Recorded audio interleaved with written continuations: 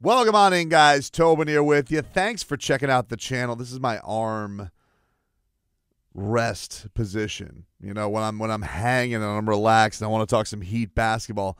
This is how you guys know I'm relaxed. We're just chatting it up here on the channel. Appreciate you guys checking us out. Please subscribe. Gonna be boots on the ground a few hours later, but I was curious for this, and I want to actually. I don't.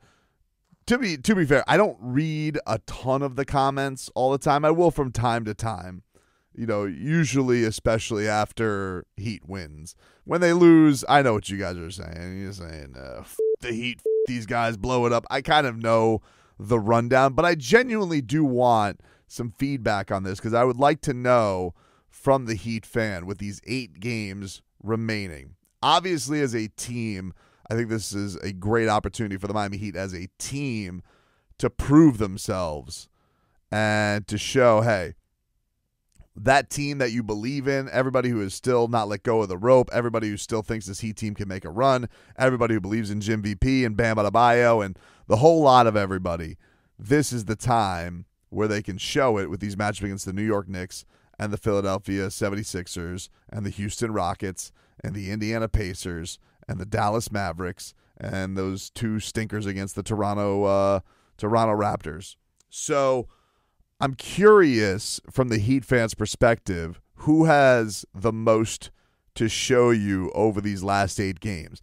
I feel like the obvious answer isn't really available to us because I feel like the obvious answer is Tyler Hero. We all want to see, what does Tyler Hero have? How does he physically look? Where is he going to fit into the rotation? Are they going to have him come off the bench? Can he produce in the playoffs physically? I feel like that's the obvious answer. I'm going to put that aside right now simply for the fact that Tyler Hero is hurt. I don't really know. You don't really know. We don't really know when he's going to be back. I am not saying that he won't be back. I'm just saying until he comes back, let's all acknowledge that's obviously the top question we all have. And for right now, let's just put it in a box and set it aside. I think there's a lot of Heat fans that want to see a lot from Jimmy Butler.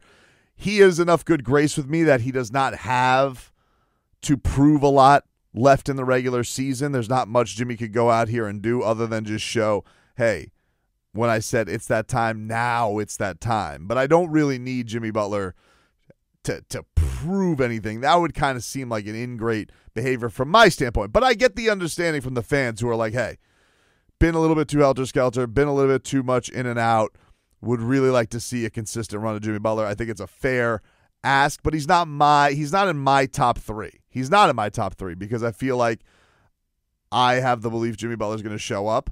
I have the belief that Jimmy Butler is going to do his thing. I have the belief that Jimmy Butler is going to be ready. I was getting into arguments with Leroy about this today. And he's like, well, when is it going to be that time? And I'm like, well, tonight.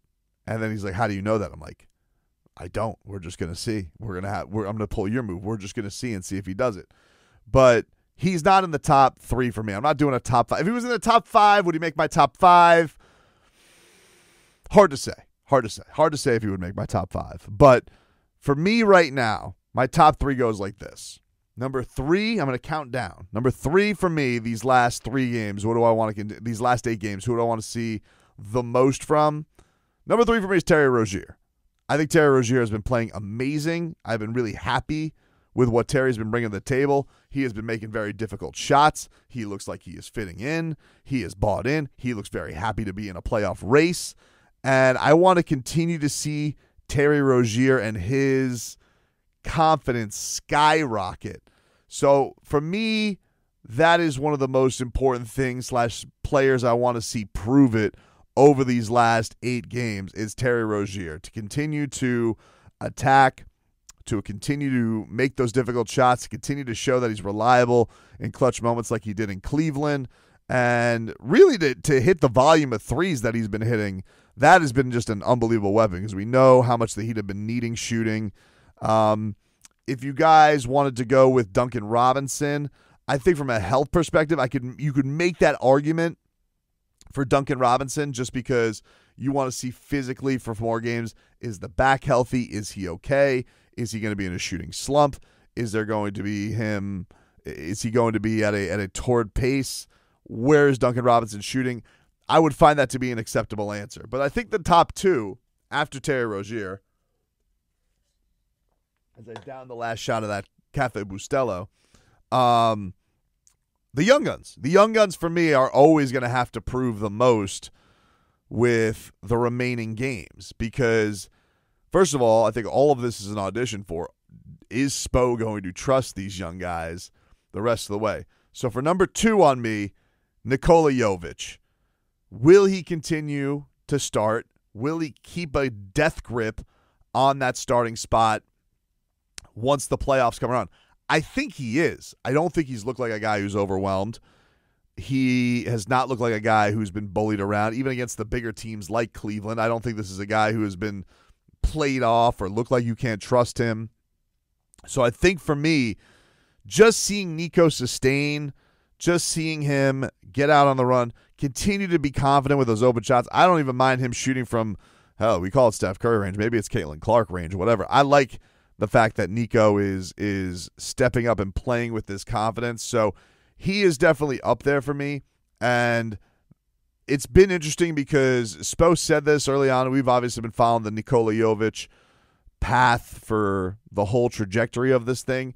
But it's been interesting to me that what was once thought of as, man, this guy is going to be, put on ice and we're not going to see him again. This is going to be like a double red shirt for him.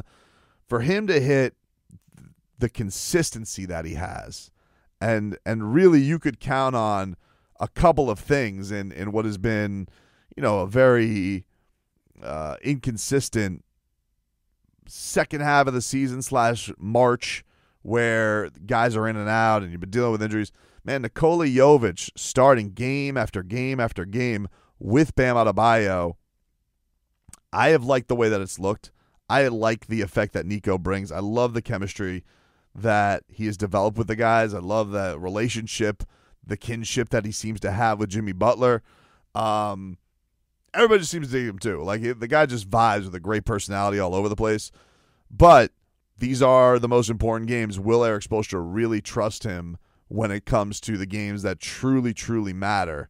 And that's what I'm going to be watching out for in these last 8 games, is where is Nico at?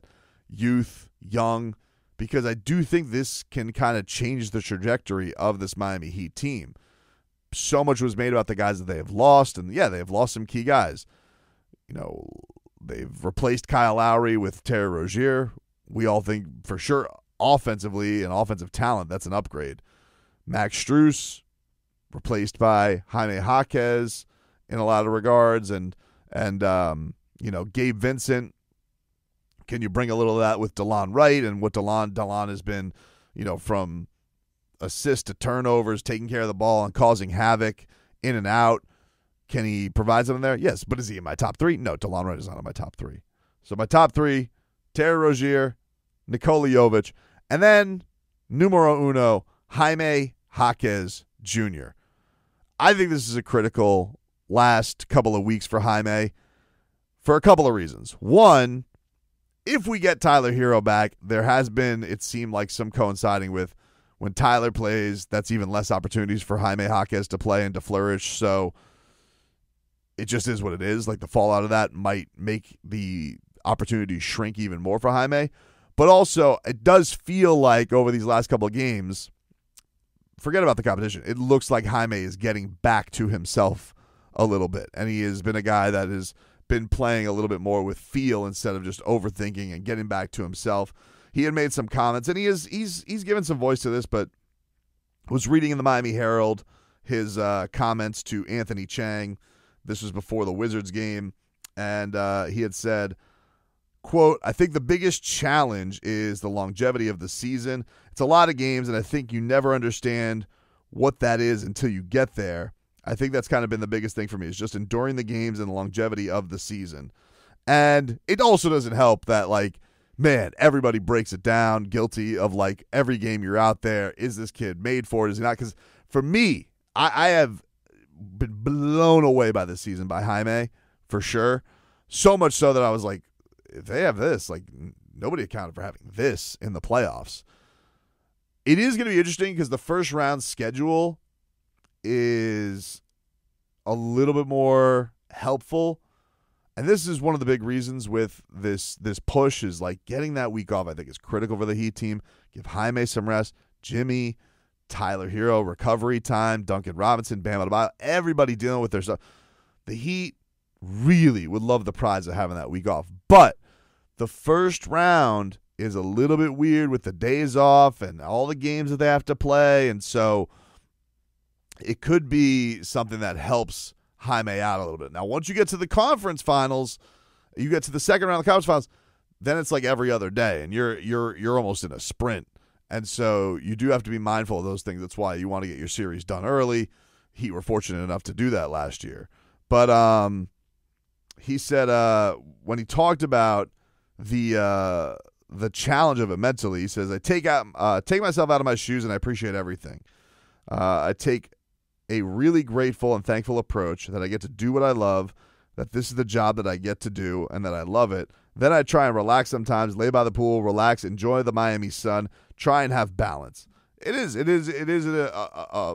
thing that is important, because if you go and you let it swallow you up, it can consume you. But that being said, the reason I think he's got the most to prove is because I think there can be a fluctuation on how much are they going to go to him, how much is Spo going to rely on. Mind you, this guy's the guy early in the year was playing full fourth quarter minutes, and very much curious to see what his role is in the playoffs.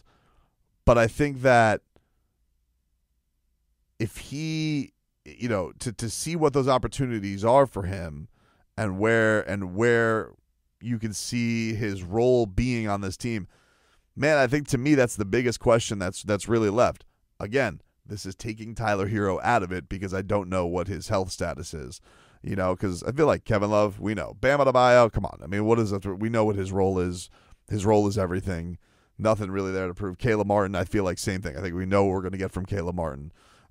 Haywood Highsmith, I feel like even with his tick up in offense, we know what the best version of Haywood is, and we know there's going to be moments in the playoffs where he can really show up. So if anybody disagrees, if anybody has some different thoughts, I will actually take a peruse through the comments to get everybody's input on this. But I think it is a fascinating thing to check out with the remaining games on the Heat schedule before the postseason.